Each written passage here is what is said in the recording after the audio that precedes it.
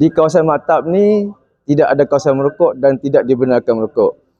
Saya pada setiap sesi KT yang sampai ni kita ada satu sesi ceramah pengurusan.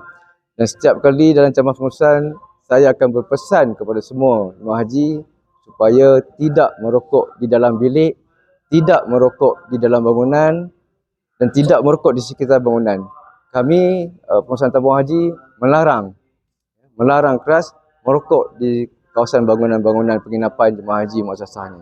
Jemaah haji sendiri perlu memainkan peranan lah, perlu jaga disiplin, perlu ingat kita bila kita merokok di kawasan orang ramai ni dia akan mengganggu orang-orang ramai ni kan. So dari situ juga bila kita mengganggu keselesaan orang ramai, jadi pada diri kita sendiri macam mana, ibadah kita sendiri macam mana. Kita tak berhubung baik dengan orang ramai, kita tak berhubung baik dengan rakan-rakan kita sebilik. Kita cuma nak berhubung baik dengan Allah saja, mungkin itu tak memadai. Jadi kita kena berhubung baik dengan Allah, beribadah dengan baik, dan dengan manusia-manusia, rakan-rakan kita pun kita kena berhubung baik juga. Dan itu tanggungjawab masing-masing lah. Kita semua faham tu. Memasak dalam bilik, kalau di bangunan Al-Taisir ni tidak dibenarkan ya.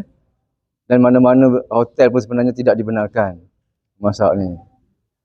Kalau nak makan Maggi cup tu insya-Allah boleh lah. Tapi kalau bermasak tu tidak dibenarkan ya.